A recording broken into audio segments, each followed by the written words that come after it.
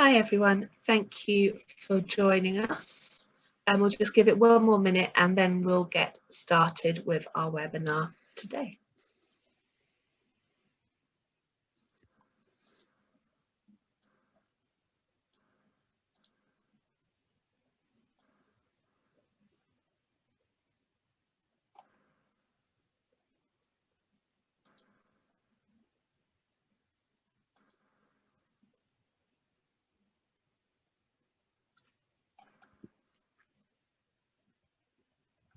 Okay, so thank you everyone for joining us this evening, both for people with us here on Zoom and those watching on Facebook.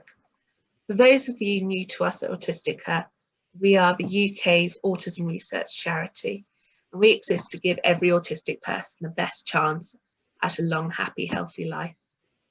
We fund research and we shape policy and work with autistic people to understand their needs and what they want their research to do for them. And we also work in partnership with others to ensure that research really changes lives. A big part of that is sharing the latest research with community members and people who work with autistic people. And this evidence-based webinar is one way we do that. So I am Bethan, the Engagement and Events Manager at Autistica, and I'm really looking forward to this evening's webinar, which will be all about settling into university as an autistic student. This webinar is recorded and we'll be sharing it afterwards, probably in the next couple of days. So please don't worry if you can't take everything in at once, because we'll be sharing. And if you look in the chat, there is information about how to ask questions using the Q&A button at the bottom. So settling into university can be a very exciting and inspiring time, but it can also be really stressful. It's a new environment, new social pressure, a lot of social pressure, and new academic demands. So keeping on top of all of these whilst managing your mental health and staying kind of more or less a functioning human being can be a real challenge. As someone who returned to university part-time last year myself, I can attest it's not something that gets easier the older you get or the more life experience you get. I think it's still just as stressful, whatever age, however many times you've done it. That first week of trying to get everything sorted all at once is something pretty special. Though obviously right now, being in a pandemic, it's probably even more challenging, I would imagine. So this evening, we're going to talk about the challenges that autistic students may be facing and how they can be tackled. Our first speaker up is Professor Mark Brosnan, who will be speaking around some of the work they've been doing at Bath. So Professor Mark Brosnan is the Director of the Centre for Applied Autism Research at the University of Bath. He also runs the annual Bath Autism Summer School, which provides a 3-day residential taster session for autistic students who are thinking about going to university. So I'm going to hand over to Mark now in a second, and he will talk for about 20 minutes on his research. And after which we'll have Kirsten, who is our second speaker. We'll have a Q&A with both Mark and Kirsten at the end of both of their talks. And please remember to submit your questions throughout using the Q&A button. So Mark, over to you.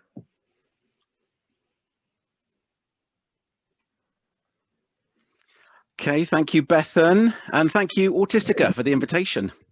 Leading the way as ever. Hopefully you can see my slides. I was just waiting for them to take up the whole screen. Seems to be a little bit of a lag there. Ah, there we go. Brilliant. Okay, so yes, I'm Mark Brosnan, and I'm here to tell you about our University of Bath Autism Summer School, or UBAS, that's been running for the past 8 years.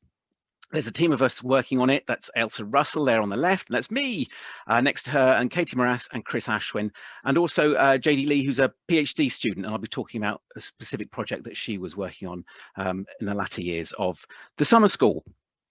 So the Autism Summer School that we run invites 30 young people on the autism spectrum to come to the University of Bath and really just have a taster of university life. So typically they're sixth form students around 17 or 18 who are thinking of going to university, but can also be later. We've had people in 20s as well. Largely UK based, but we've had someone came from Australia the year before last. So we're an international presence as well. And therefore, students who are thinking of doing any discipline or going to any university, they're all welcome at the University of Bath's summer school. So students come for 3 days and 2 nights, and for a lot of students it's actually the first time they've left home from their parents, so it's quite a big thing for a lot of students to come. And it's run, as I say, by us 4 who saw earlier and JD, but we also invite in student services and student union, autistic speakers and a range of external speakers, just to fill the day with useful activities, fill the days. Combined with this professional presence, we also have around 8 to 10 student ambassadors. So there's an actual student presence there as well, for young people who can give that lived experience of what it's like to be a student and to answer any questions that might come up. As part of this, the very first summer school, we were asking the potential autistic students what were their worries and their concerns, and this fed into the development of a transition to university questionnaire, which lists potential worries and concerns. And now we send this out beforehand, and students can identify their worries and concerns about university before coming to the summer school, and then we can seek to address them over the 3 days, and then we give that questionnaire at the end of the summer school to see if there's been any changes. So I'll be discussing about this, but the main point is it's all evidence-based. Or maybe the main point should be it's all free. We've been very lucky to have funding from the university and a range of charities. That means it's all free for the potential students on the autism spectrum. So sorry for the busyness of it, but this is the timetable really. I thought I'd just talk you through it fairly rapidly to give you an idea. So on the first day, students arrive, we give them a tour of the campus. So even if they're not coming to Bath, they get a sense of where they are, where the library is, where their accommodation is, and all the accommodation is en suite, so it's very nice. And everyone has their own bedroom and their own bathroom and a shared kitchen, but everyone in the block of accommodation is also on the summer school. So we're all in this together. And we start off with a series of speeches from people on the spectrum who have experience being at university, and they give their personal and honest accounts of the transition. So they're hearing from straight from the horse's mouth about what it's like, what the challenges were, and how they were overcome. And then we feed into a more kind of a typical academics lecture, just again to give a kind of taster of what that's like. And it's a very general lecture, because what we can't do is this is a summer school for physics or for chemistry or for mathematics. And really the summer school is very much based on this is what university life generally is all about. And then in the evening, we will have a meal together in university catering. And if you've been and experienced university catering, you'll know that maybe it's not the best catering in the world, but the point is to give a real life experience, not to provide the students with some imaginary, idealized world of what university is like. Sometimes the catering can be limited, and how best to manage that real world situation. So if the students don't like what's being presented in the restaurant, then we go to the shop and we see what the shop has available. So it's strategies for dealing with meals you don't like or whatever it is. So it's not an ideal environment where you're going to love absolutely everything on the summer school. There might be some things that you don't want to eat, as an example, and we deal with strategies. Well, what do you do about that then? And then we have activities in the evening between the student ambassadors and the young people coming on the summer school. Then on day 2, we have a series of small workshops. The first there is on managing stress and anxiety. And the second is then clubs and societies that the students' union run. And this is an ideal way for meeting people and forging friendships amongst people who have the same interests as you. And then we have guidance on social and cultural aspects of university life, what to expect generally, and then leading into the sports activities. Not everyone wants to play sports, or they might have yoga sessions, but again, even if you don't want to engage in the little game of football, it's identifying what the potentials are at university for young people. We then have JP Morgan come and give a talk about gaining work experience, because we also find once students have been through the university experience, when they leave, a lot of students have gained work experience, and a lot of autistic students haven't, because they've been focused on their studies. So what we set up very early on is, if it's possible to get work experience during your studies and to combine those two, then do aim to do that where possible. And then again in the evening, we go and have pizza, and there's gluten-free pizza, there's vegan pizza, there's all manners of pizza. If you don't like pizza at all, again, there's alternatives. So if you don't like what's being presented, again, we go through how to manage finding alternatives. And a group activity again. And the last couple of years, we've taken a bus down into Bath. We have the Roman baths you can go and visit, and I've got some pictures about them at the moment. And then in the final day, we have workshops on the process of disclosure and who to disclose to and when, and the pros and cons of disclosing. And then a workshop on social relationships. And then a workshop on playing to academic strengths and really building upon strengths that can be, not that all autistic people have all the strengths that are associated with autism, but there can be pattern recognition or attention to detail strengths that can be prevalent amongst the autistic population. And they're very aligned with all the strengths that are required for university skills. So there's a good match there, and it's just bringing that to the fore. And then finishing up with a review where we get the feedback of those who are attending, and they present on and they tell us how they've experienced it. So the colour scheme there is kind of like a work, rest and play, and we try and cover the whole shebang of what an introduction to university life is like. So here's some photos, and we went to the Royal Baths in the centre of Bath, the Roman Baths rather, and as we were heading down, the mayor heard about it, and the mayor asked if we'd like to go and have tea in the mayoral parlour, and everyone said, yes, let's have tea with the mayor. So we popped down and we saw the mayor of Bath, and we went into his chambers, and then we went to the Roman Baths and had a look around. So it was great. And then there's a group photo there at the end, and we'll come back to the guy on the left who is dabbing. I think it's called, is it dabbing? I'm too old to dab. Anyway, we do evaluations for the summer school every year, and we hope to, between extremely unhelpful and extremely helpful, at least be hitting around 2.5. But hopefully you can see there, we're much more likely in the kind of, this is helpful. The people coming on the summer school are finding it helpful. Even if they're not particularly sporty, they're finding it helpful to find out what kind of sports are available and how to access them. And the same, particularly with clubs and societies, and finding out that there is a skydiving club, a Dungeons and Dragons club, whatever it is, there's often there things that are overlapping with people's interests. And if there's not, then set up the society yourselves. The speakers, the autistic speakers that we have are also very helpful as well, as is finding your way around the campus. Even if you're not coming to Bath itself, it's just useful to have that introductory session where you can then find your way back to the lecture theatres or whatever it's going to be. In terms of the talks that we provide, again, hopefully you can see here that they're found to be helpful by the students, focusing on the strengths that can be associated amongst the autistic population, and taking a strengths-based approach to everything that we do at the Centre for Applied Autism Research. And this rolls out into the provision here.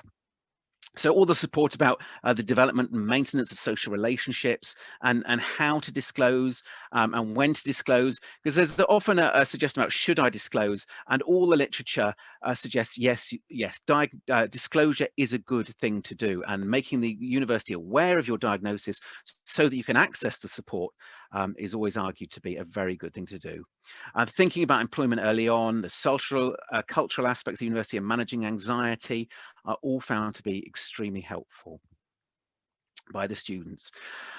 Lastly, then also just generally, there's good attitude developments about, yeah, actually I do like the idea of going to university generally. It has improved my confidence in that regard. I like the idea of engaging in research, and the research is being undertaken, the information packs are helpful. The whole in programme overall has been hopeful and enjoyable. So we do this kind of analysis so that we can ensure that it is evidence-based throughout. And also at the end, we like to build in a session on how would you improve it next time, so that it's constantly evolving and constantly developing, and hopefully getting better year on year. So in terms of the transition to university questionnaire I mentioned, there's some subcategories of questions that you can see there. The first being some questions about leaving home, and you can see 14 students had issues around leaving home, worries and concerns about that. So hopefully you can see there's a small and modest improvements in attitude, so we're not doing any harm, and hopefully potentially with bigger samples, and as we carry on, this was only 3 days, and we can support this with further interventions. We could look to see to make those more significant improvements that we're getting there. And you can see at the right-hand column, the lack of support that people had worries and concerns about, they were significantly improved. So the worries and concerns aren't down to zero. I'm not trying to say after 3 days at the University of Bath, nobody has any more worries and concerns, but they are heading in the right direction. And hopefully the strategies that are provided throughout the 3 days enable students to carry on following up by themselves and developing strategies to reduce those worries and concerns even further before they actually take the transition into university.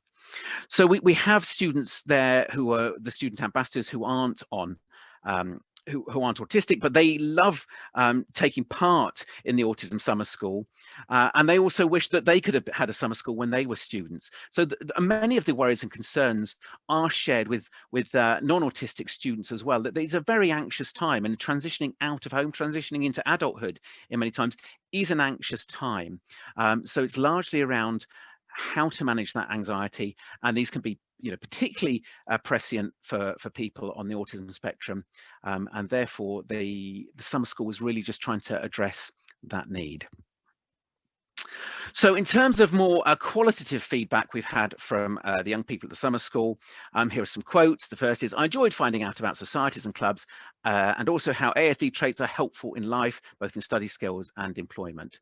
So we're getting a richer sense of the data here, and also the opportunity to meet other people and the practical advice that was given was another strength. And we often find that a lot of times, as well as leaving home for the first time, for some autistic students coming, it's the first time they've met somebody else with autism as well. So they always found that fascinating and enjoyable experience. Things to look forward to. Some people have said, I'm looking forward to my course as well as joining societies and making friends. I think I will enjoy the independence of it as well. Another student said, I think if I join societies, it'll be a good way to meet new people and friends, so that'll be good. So we're thinking here, okay, people are taking on board the kind of strategies that the summer school is suggesting would be useful. So we also finish off when parents come and collect their students at the end. We say, if you've got any reflections from a parental perspective, could you let me know? Sorry about the length of the quote, but it's a very nice one. So one parent contacted us afterwards and said, my daughter had an amazing time and hasn't stopped talking about it. I've not seen her so happy in a long time. She said that the ambassadors were lovely and it was lovely for her to mix with like-minded people. For a girl who hates to leave home and never stays away, this statement, I wish I could have stayed longer with everyone, says it all. It had made the option of going to university a lot less frightening. So just a chance to mix with other autistic young people as well as non-autistic young people was clearly beneficial. And the final quote comes from another mum who said, my son George attended this year's summer school. Thank you for giving such an amazing opportunity to experience what it might be like to go to university and enjoy a level of independence which he struggles to get at home. On the way home, George commented on how he felt able to be himself while he was on the course, and without the usual pressure he feels to conform to what is normal, which brought it home to me how much of a struggle it is for him at the rest of the time. He is now desperate to get to Bath once he's finished his A-levels, which must mean that you're getting it exactly right. So that sense of independence, it is challenging, it is anxiety inducing, but go for it is really the message that we like to present, and it seems as if it is getting through and being taken on board. So I mentioned the young guy dabbing outside Bath Abbey, and he finished off, he got up and performed in front of the class, and his rap, I won't attempt to try and rap in front of you, but what he said was, yeah, I got Asperger's, and no, I don't watch Midsummer Murders. We being in the West Country, Midsummer Murders being in the West Country. But being autistic is great. I highly rate. It ain't easy making mates, but you're all pretty great. We're not physically deformed. Yeah, sometimes attitudes towards us need to be reformed. I used to be ashamed, but rapping's my game, and 50 Shades is my name. Proud to be autistic. So that was great, and everyone was there. We were in tears that this sense of I'm proud of who I am, and it's been great meeting you guys, was clearly shared by everyone else in the room, and it was a really, really positive feedback for us to get that it had gone so well for him. So there's also a link here. So Hannah came to the summer school and she's just about to graduate this summer. There's a link there to her stories, and I'd circulate the slides afterwards if you want to follow that. Or if you look at opening up about autism at the University of Bath, you can read Hannah's story, and she explains what it's like. It's just, again, it's another lived example of transitioning into university, and now she's almost at the stage of transitioning out of university. So I mentioned I was going to mention the work of JD, who's done fantastic amount of work on the programme. So just in the last 5 minutes, I was going to tell you about her project, because she was looking at perceived support and social networks, and how students on the autism spectrum got support as they transitioned into university. And she developed these social networks of perceived social support. So the one on the right there, each little blob or node is a person. And so people were asked a question, who provides social support? And you listed people, and then you listed, do any of those people know any of the other people you're listing? So you could then draw a map such as this about who knows who in the people who are supporting you. So you can see it on the right hand example, that was a very small social network there, and everyone knew everyone else. So it had a high density in terms of the terminology of social networks. And the example on the left, it's larger in that each dot is a person, and you can see there's largely two groups here, that this person has a social network of support that has two very distinct groups, and there's one key person, that that orange blob towards the bottom, that is a link person between these two groups. So the question JD was asking, is it useful for you to think about your social network and to visualize it in this way? And the autistic young people were saying very much so. They really liked the way that the visualization tool laid out their social friendships and the support they were getting from them, and the different colors relate to the different kinds of support that you might be getting. And the size of the nodes is also important. So that they're very informed and really help people to think about the types of support they would get, and from who was good at providing that level of support. So sorry for the complexity of the diagrams, but hopefully you can get just a insight into how this visualization tool works, because what JD was really looking at was to see how these social networks might change as students transitioned from time one, just as they're transitioning into university, to time two after they've been at university for a little while, to time three when they're well into their first year. So the top left image there is that first time point just before the transitioning into university, and you can see this student had a social networks of two very distinct groups that weren't linked at all. And then at time two, actually they're getting support now from an integrated network that's all linking up a little bit more. And you can see there's a shift in how the structure of the social network that's providing support to the student. And then when they're well into their first year at university, that's what the bottom figure is. So you can see it's expanded and it's diversifying and it's interlinking. So again, the point was, is this helpful for you? And the autistic students were all reporting that this way of visualizing their social networks in terms of perceived support was very beneficial to them. So the research question was, well, what is impacting upon the development of these social networks in the provision of support as students transition into and through their first year of study? And JD's work, and now I'm exiting my comfort zone here, because Ailsa Russell was the lead supervisor, with myself and Chris Ashwin coming in supporting. But Ailsa's a clinical psychologist, and she's very familiar, has done a lot of work with the concept of social anxiety. And this was crucial because higher levels of social anxiety was predicting over time poorer academic, personal, emotional adjustments and adjustments to the university institution. So it wasn't levels of autistic traits and autistic-like issues that people were relating to the extent to which social networks were providing support. It was all about social anxiety levels. So this is crucially important, as at university, student services are there to support social anxiety. So if you're going to university, make sure you tap into student services to get support on social anxiety if you're experiencing social anxiety. And we know that social anxiety is highly co-occurring in many autistic people. But also, if you're thinking about going to university, Ailsa was suggesting that seeking help with social anxiety, if you're experiencing high levels of social anxiety before the transition, can also be beneficial. And there are ways of getting your GP or to self-refer to local services. Or Ailsa also recommended this book by Gillian Brown on overcoming social anxiety and shine as a kind of self-help guide. So there are resources out there to try and alleviate social anxiety if you're experiencing social anxiety. And this related to JD's work that was suggesting that social anxiety is a very strong predictor of how these social networks of perceived support develop over that first year to smooth and ease the transition through the first year of university. So I've got some links here as well to JD's work. So that's me just about finished. So if you would like the Transition to University Questionnaire, our webpage there for the Centre for Applied Autism Research is the top link. And one of the buttons is for resources. And in there, you'll see the Transition to University Questionnaire. Now, obviously, we use that to then talk through with students. So if you haven't got anyone to talk through that with, it might not be ideal for you.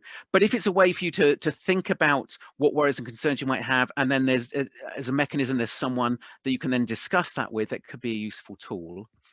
Now, crucially, you might be saying, what about COVID? Is it going to run this year? And we just don't know. We're still waiting to find out what is going to happen this summer. So I have there, the second link is for the summer school.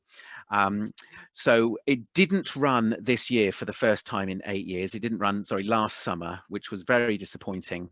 And we just don't know. We're waiting to hear what's going to happen this summer. So that's the website to find out. As soon as we know, we'll pass that on. And JD is now at King's in London, and she's also said that if anyone's interested in the social network stuff, she's very happy to talk to them too, and there's her email address. Okay, so I shall stop there. Thank you very much for listening. Hopefully that was 20 minutes. Oh, I might have gone a minute over. Apologies for that. And thank you for your time. Thank you, Mark. That was really interesting, and I definitely felt a bit jealous of all those students getting to do summer school university as it once was, and not on Zoom all the time. So yeah, thank you. Our next speaker is Kristen Hurley. I hope I said that right.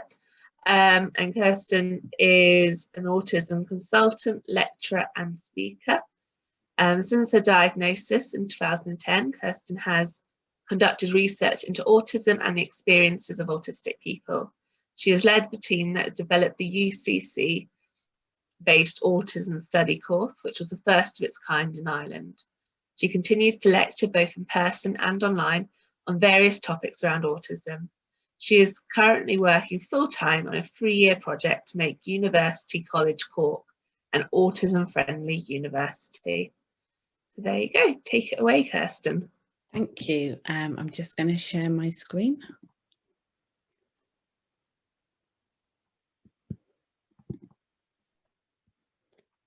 Is that sharing with you?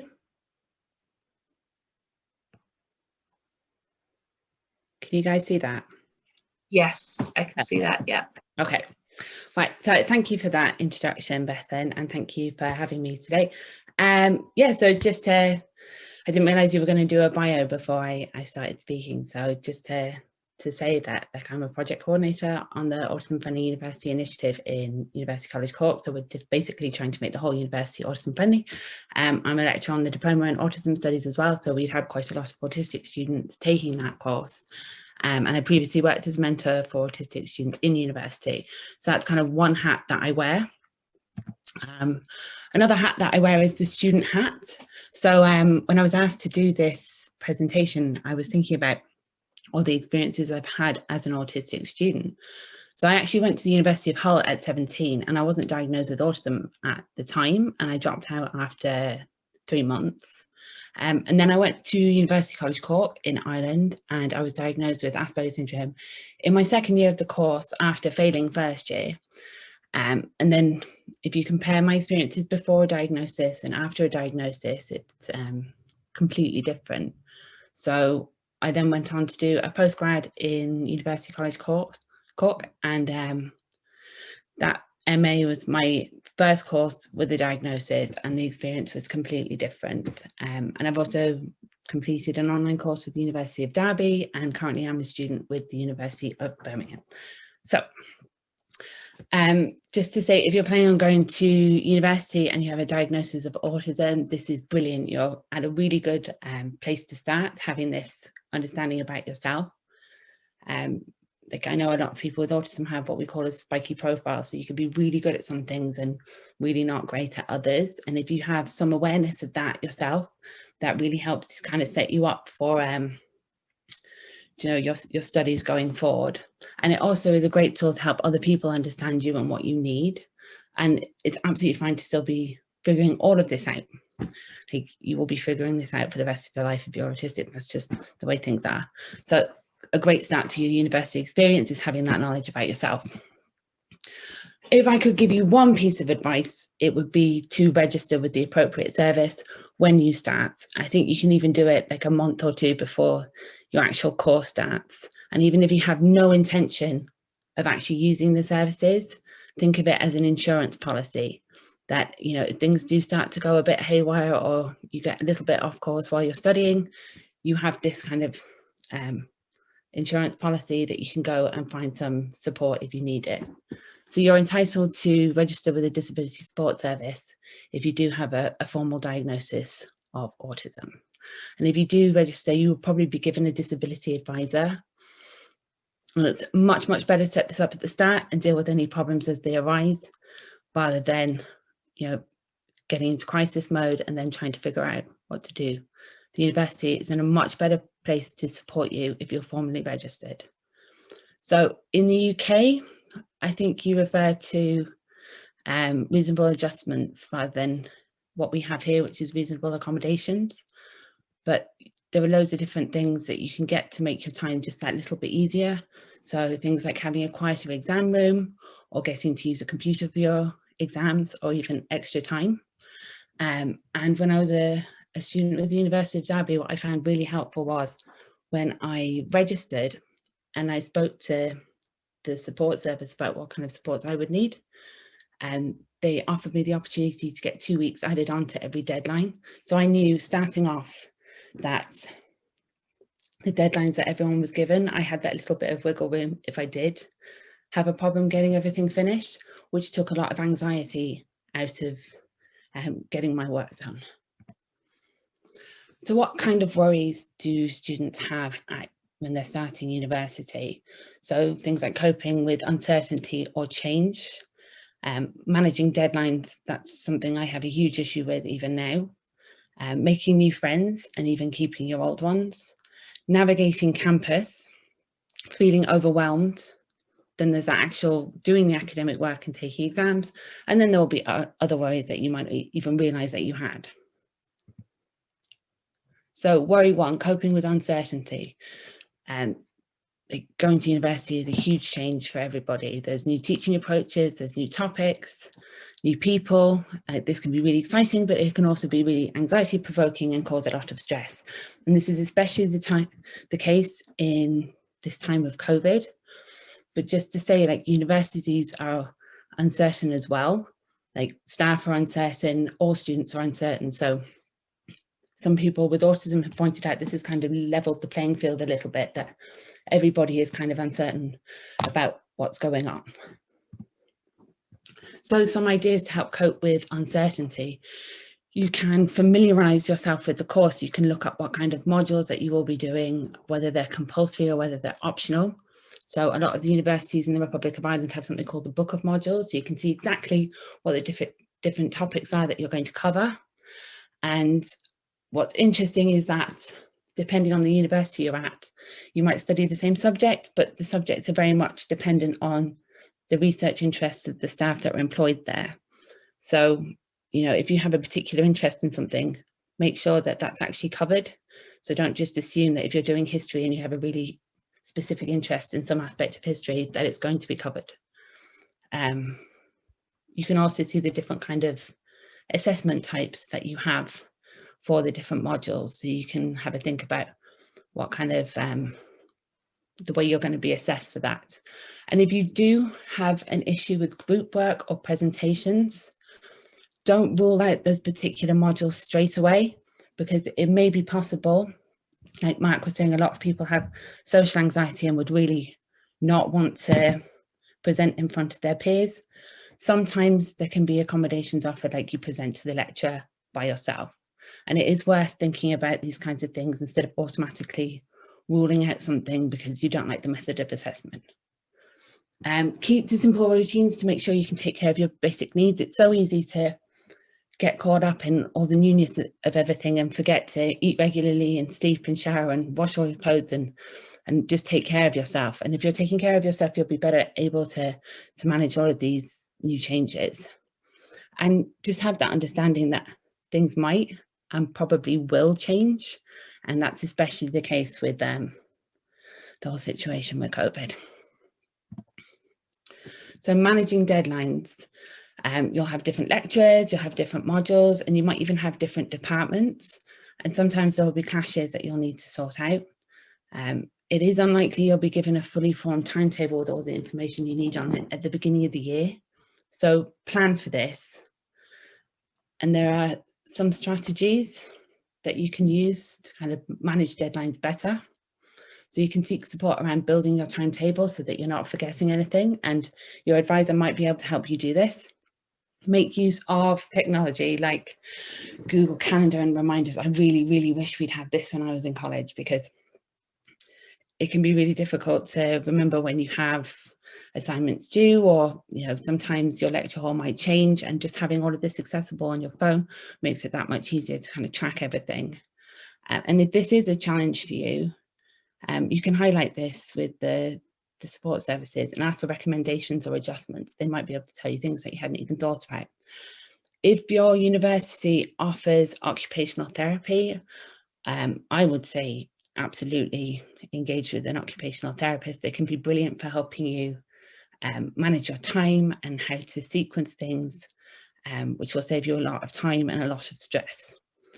And another thing I found really helpful was visual depictions of progress. And I found that really motivating, because thinking about your progress through a course can be really abstract. And also try out mind mapping. So I have two examples here. This is particularly simple mind map, but this is actually the mind map for this presentation, because I was trying to figure out what to say and we've only got 20 minutes and there's loads of stuff to get through. This is an example of a mind map. And then I also have a chart kind of showing progress. Like if you're in first year and you can kind of add your assessments and what their weighting is. And then as you do them, tick them off, and you can like actually see your progress in a visual way, which can be really motivating. Making friends can be another way for people. And this is like my personal opinion on this, but quality over quantity. It's fine to have 1 or 2 friends. It's fine to have 20 friends. And obviously there are different levels of friendship. Something that I've come across people, and I know that I felt this myself, when you go to university, that you can be this brand new person and all the things that were difficult for you before won't be anymore. Like, don't set yourself up to be upset if you find that some of the things you struggled with before are still there, but you have this opportunity to figure out how you can manage your difficulties in university. And you will change during your time in university, and so will other people. So people you were friends with at the start, you might not be friends with them at the end of the course, and that's okay. People change. You'll do a lot of growing and learning about yourself as a student. Like it's like, I'm really excited for people who get to go into college again. It's such a fantastic thing to be able to do. So these are some things you can do to set yourself up to make friends. You can join a club or society, and there are clubs and societies for all kinds of interests. And I think Mark mentioned this as well, like if there's not one for something you're interested in, you can set one up.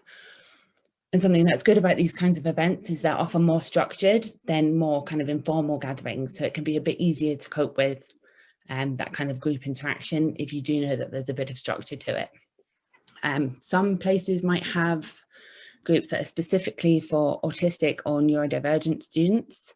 So it might be worth having a look and see if there's any of those kind of groups running. Something that the students in the university I work in have found really helpful is the Students' Union.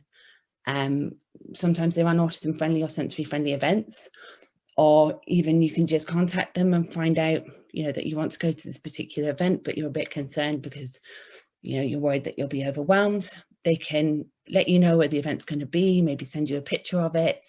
And I have pizza in SU Common Room as an example, because there was a student who wanted to come and hang out and eat pizza, but was worried that they'd find it too overwhelming. So they set up a sofa kind of just towards the side. So, you know, there was this kind of quiet space to go to, and the student thought it was brilliant. Peer mentors aren't necessarily friends. So it's important to kind of state that, but they can tell you a lot about how and when and where people in your course socialize, and they can act as a kind of sounding board to help you get settled in. So if your university does offer peer mentoring, whether that's autism specific or not, it's well worth looking into that. I actually did that when I was in doing my master's. I mentored a girl with autism, and like, it was a really good experience for me as a mentor. So the people who sign up to do these things are really keen to do it. It's not like an imposition for them. So absolutely take advantage of those things that they're offered. Getting lost or coping on a busy campus, like at the minute, everyone's pretty much online. So this isn't a huge problem at the moment. And if you are starting off online, that can be helpful because you're kind of getting your head around the academic side of things before you're having to navigate this whole new place as well. But we do recognise that lots of autistic students do find it difficult to wayfind and even recognise places. So they could have gone somewhere a few times and still not kind of have their bearings. And something else that can cause a problem is buildings and places having kind of informal nicknames as well as their formal nicknames.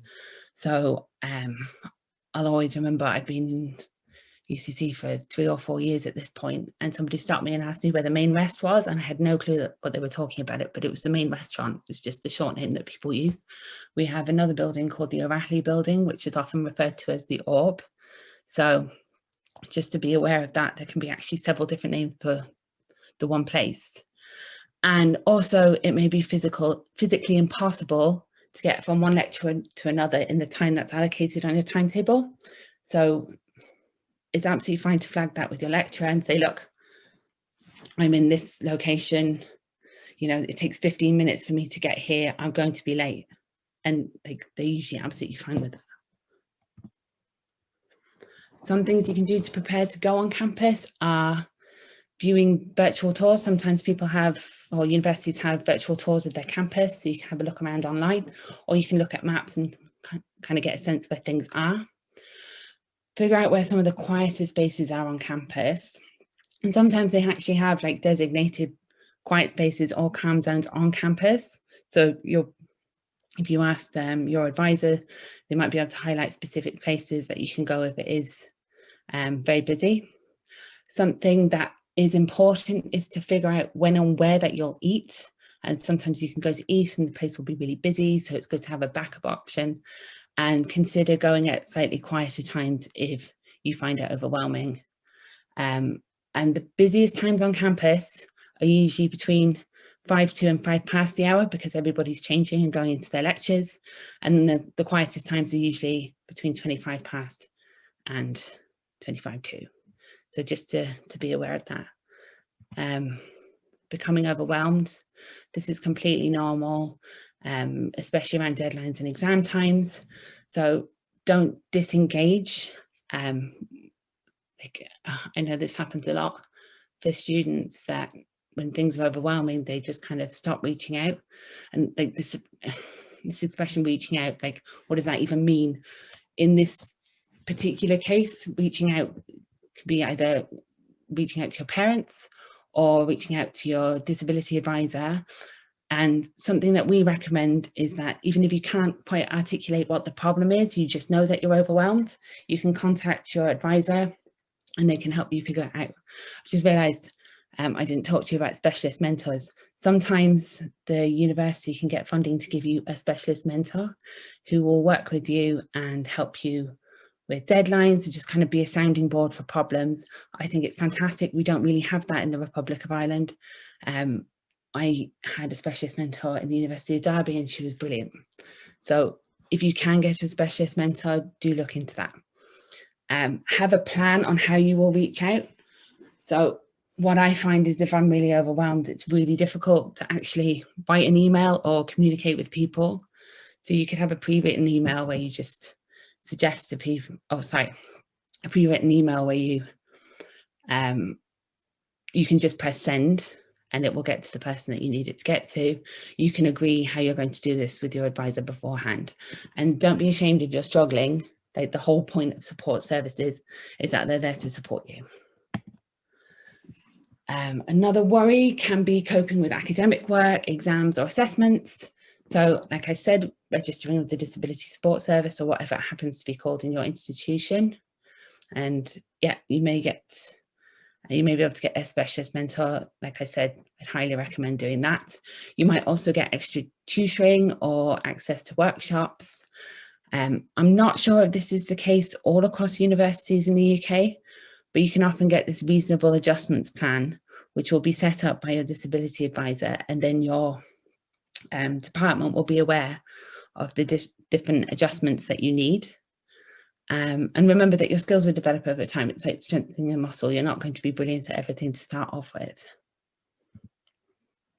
And then if you have other worries, just get as much information as you can. The Autism in Uni blog posts, I think, are really helpful. So there was a project in the UK and the research output was this WordPress template that different universities can use, and they have loads of different blog post entries that go through different topics. So I sent on the link to the one we have in our university, but there's quite a few different ones in the UK as well. And they have really good advice on things like studying remotely in the time of social distancing, how to live with others and manage conflict, staying healthy, looking after yourself. And then also, if you contact your student union welfare officer or education officer, they can be a great source of kind of informal advice for any worries that you might have.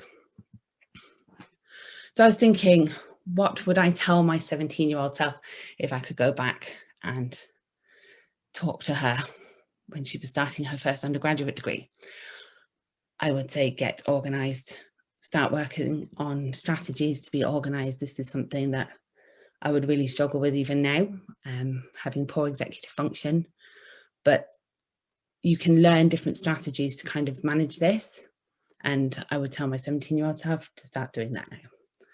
Use mind mapping. This can be so helpful, even just to get the worries out of your head and onto paper.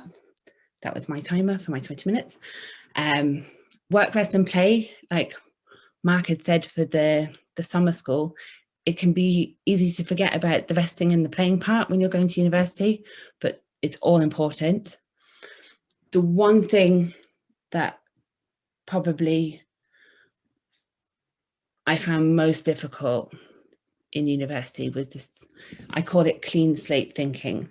So I could be anxious and worried about a particular lecture, so I'd skip it and then go, well, I didn't go to that one.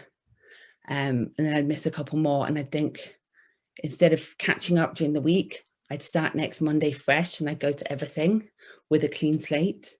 But that's just avoidance, and it made everything worse. And I ended up failing quite a lot of modules. So try to avoid that. If you do fall behind, it's better to be there and not have everything done than not show up at all.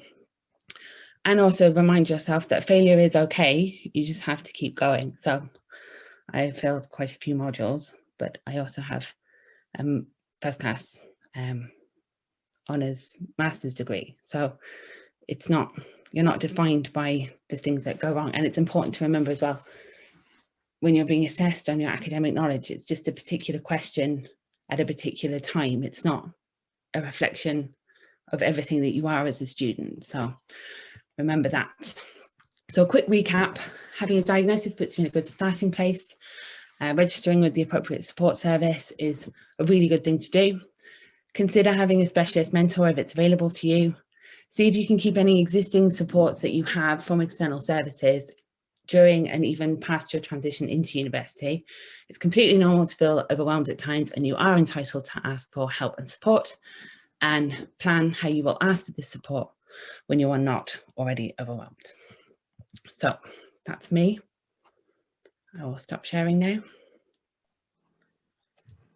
Brilliant, Kirsten. Thank you very much. I really wish I had that type of talk when I started university.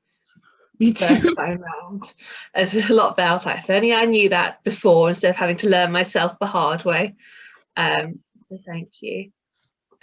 Mark, if you'd like to turn your camera on, we'll move on to the Q&A part of the session. So we've got some great questions in from our audience. I'll try and get through as many as possible. So to start off with, I guess I'll put this to both of you. We've got someone who's got offers from a couple of different universities for September. Do you have any advice about how to kind of judge their autism support services, or make a decision around, you know, which one might be more suitable based on what they have to offer in terms of support? That's a good question. I would email the disability support service and kind of see how they respond. So sometimes you will get really responsive departments, and other times, you know, people might be overwhelmed. So that's might be a good way of seeing how engaged that department might be. But that comes with the caveat of, I know that support services are completely overwhelmed with COVID at the minute. So probably better advice for normal times rather than COVID times. But yeah, have a look at what specific supports they have for students on the spectrum. Yeah, no, I'd concur. Within student services, there'll be a team dedicated to supporting students with disabilities, and autism comes under that. And yeah, and saying what support do you offer? It's it's a straightforward question. What can I expect if I choose to come to you? If you've got some offers, then you're in the driving seat here, really. Brilliant, thank you. So another question's come through, Mark. This has come off something you mentioned about the advantages and disadvantages of disclosing at university. In your opinion, are there kind of disadvantages about disclosing that you're autistic in the university? What might they be? The advantages of disclosing are that you can access all these services.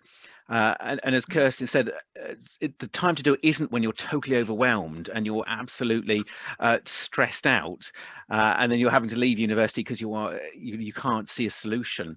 But if at the earliest opportunity you disclose, and this could be through UCAS, there's an option there to disclose.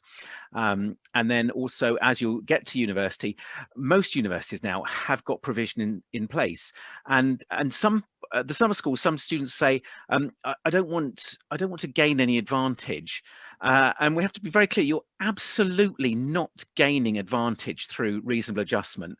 All that's happening is that barriers are being removed to make it a level playing field. Nobody is giving anybody any advantage, and that's the case across the country. So don't be reticent in disclosing. You might get advice on how to disclose and when to disclose and who do I disclose to, particularly to friends and colleagues. But the university, again, the student support services will be able to manage that. But once you've disclosed to them, that doesn't mean they're going to tell absolutely everyone in the university. Quite the opposite. They'll be very careful about who you want to know about your disclosure status or disclosing your status. So don't feel if you tell someone at student services, they'll tell absolutely everyone. No, you're still in control, and it just opens up all the doors to everything that the university has to offer. Do you feel there's any kind of disadvantages potentially coming from it, or is the fact the university you have the control kind of make it okay? Yeah, no, I'm not aware of any disadvantages. And I think, maybe Kirsten can talk. I know some students are saying this is almost a chance to reinvent myself. And therefore, I don't want to take that label with me. But you don't have to use any of the services. And maybe, yeah, I think Kirsten was alluding to that. Yeah, and just to say as well, like disclosing your diagnosis will not impact your offers in any way. Like, university don't look and go, oh, well, this student's autistic, so we're not going to take them. That's not how it works at all. It will only ever be used to your benefit. Because I know some students are really worried about that if they do disclose, then they'll be judged, or they won't get access to some things, and that's not how it works. Brilliant, thank you. So we have another question. This person's son has returned to university after having to defer previously. So obviously starting kind of as a new student, but with the bad kind of experience first time round. Do you have any kind of suggestions from your experience that might be quite helpful to prepare? I suppose looking at why he had a bad experience beforehand, like was it something external that he had no control over, or was it a lack of organization that led to missing deadlines and then anxiety and panic and like not meeting the academic requirements? Of course, like there could be loads of different reasons why that person did have a bad experience, but just to say from a personal perspective, like I've dropped out of courses. Like those universities I put on my slides, there's ones on there that I didn't put on because I didn't want to highlight how many that I've actually dropped out of, but I can assure you that that's happened as well. But just don't let it completely overwhelm you. Like just because something went badly before, it doesn't mean it's going to go badly again. But you have to take some time to reflect, which can be difficult sometimes, to think about why something went right or something went wrong. It's definitely work. And even talking to someone about that, like, or even like using the mind map. I have a colleague who's obsessed with mind map. So, you know, just to put down like what went well, what didn't go well, and then figure out, is there anything you can do about the things that didn't go well to prevent it happening again?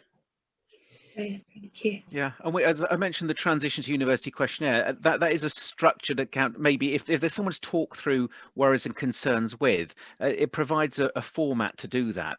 So there's an opportunity to think, actually, I haven't thought about that or talking about that, but it is a concern of mine. So it can bring to the fore to allow you to talk through and prepare for potential worries and concerns. So it does provide a nice framework to talk about these things so that you can be prepared and develop strategies before you head off. Brilliant, thank you. So we've got another question come in from a parent, and they say kind of as a parent they feel they're kind of more anxious than their child perhaps about going to university. Do you have any kind of ideas or advice for how the parent can help their child, but also how the parent can kind of help themselves and alleviate some of their own worries about university? Yeah. At the summer school, the parents typically drop their children off, and we're meeting with the parents, and the anxiety is palpable. The room is full of anxiety, and we say to parents, okay, you're going to have to leave now, and you leave your young people here. And it's the parents are just saying they won't cope, and that transition is very difficult for parents. And we were thinking, I wonder if we should be doing something to support parents in this transition, because a lot of parents are extremely anxious about this. You know, and I'm sure that's very well informed by things that have happened before. But actually, once the parents have gone, the anxiety of the room goes down, and the young people themselves get to start talking amongst each other, and shared interests soon develop. So the things that the parents were worried about didn't materialize. So if parents have anxieties, they don't necessarily mean that those anxieties are going to come true. But sometimes obviously they are based upon their experience of parenting their child. And part of what JD was doing when she was looking at the support, the different groups, parental support and having that stability from parents to support their children is crucial, and particularly for young people on the autism spectrum. But how do you support that child, and in what areas? And the kind of life skills support seemed very important from parents, but that they couldn't take on the support, the academic support. So for parents to appreciate what kind of support they can provide, and not to think that they have to provide all the support, can also be useful. Yeah, and I think it's quite normal for parents to be anxious about their kids going on to university, but I can absolutely appreciate if your child has a diagnosis of autism that you could be especially anxious. I suppose from my own kind of experience, I would think that you know, to like rely on your parents as a source of support, or your parent, depending. Just ensure that communication is open. Maybe that you agree that you'll talk at a certain point, or have like a really simple way of communicating how you're doing. Because I think like I've only just become the mother to a teenager. My son is 13 now, but I'm already noticing that okay. Like if you text your child and ask them how they're doing in university, and you might get an okay back. Like even something like a number system where you know you can rate how you're doing from 0 to 10, and then if it's a 4, you know that things aren't great, so you can kind of follow up more, but it doesn't take a huge amount of effort on the part of the student to kind of communicate that, because okay could mean a million different things. Actually, sorry, this just raised another point I meant to mention, because that's a really important point about being very explicit what those lines of communication are going to be, because legally that young person is likely to be an adult if they're 18. And so that means the university won't be contacting you as a parent. So for you to maintain, and there are now strategies where if a student can say to the university, I give you permission to contact my parents. So if that's something that's concerning, you need to very explicitly arrange that with the young person to arrange with the university, because as an 18-year-old, the universities are not allowed to communicate to parents directly about what's happening with that adult. Okay, I think we're slightly over time, but I'll do one final question before we end up, because it's quite an interesting one. It's about sensory issues. So they say that neither of your talks kind of focus very much on sensory issues. Is this something that comes up as a big problem for people starting university? Kirsten, I can see you're all ready to go. Because when I saw that comment come through, I was like, because we only had 20 minutes and I had to take all the stuff out. And sorry, I was just laughing because someone said I don't look old enough to have a child. I really appreciate that, thank you. But I think we'll do with the lighting on Zoom. Anyway, yes, the sensory issues can be a massive part of the experience. And that's one thing I think about.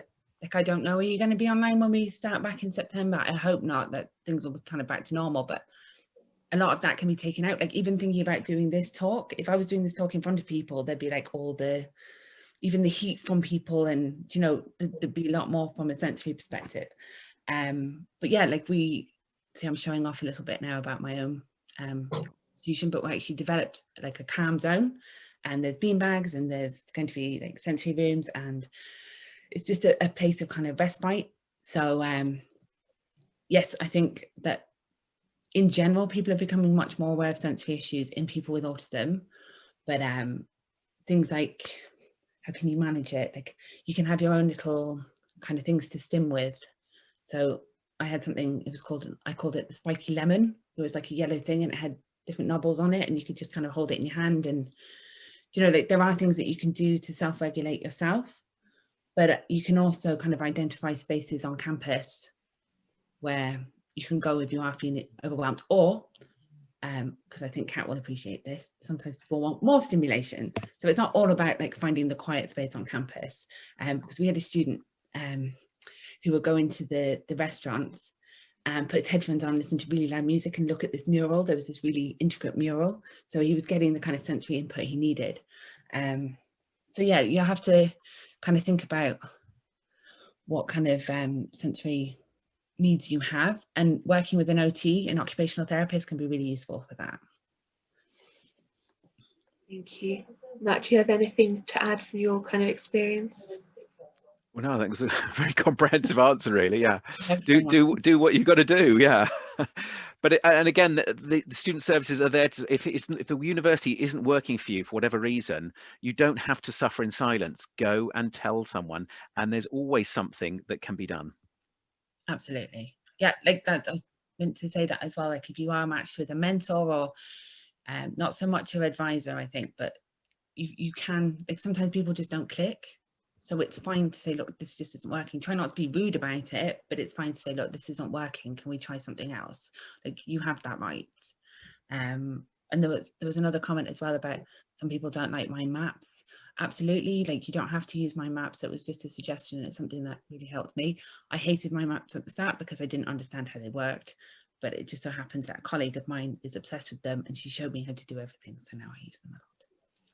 Brilliant, thank you. And I think that's quite an empowering note to kind of end on, the idea that if it isn't working for you, you don't have to do it. You have the kind of place to say, no, this is what I want, no, this is what does work for me, and have that power. So thank you hugely, Kirsten and Mark, for joining us today and giving a really informative talk. As I say, I wish I knew a lot of this stuff when I was 18, so hopefully people listening found it really useful as well. For those of you with us, this is recorded and we'll aim to share it in the next couple of days on our YouTube channel, so you'll be able to kind of catch up, get all the links and all the notes that you didn't get a chance. There are some links in the chat which just help us, so if you found it useful, obviously we're a charity, we're trying to go, so it's a donate button. You can also join our network, which is a place to hear about research, hear about events, anything like that. Our network's a great place for that. And we've got a short survey as well, just to let us know how you found this, if there's other things you'd find interesting as well. Cool. It's going to end a bit abruptly because that's how Zoom works, but thank you very much everyone for joining.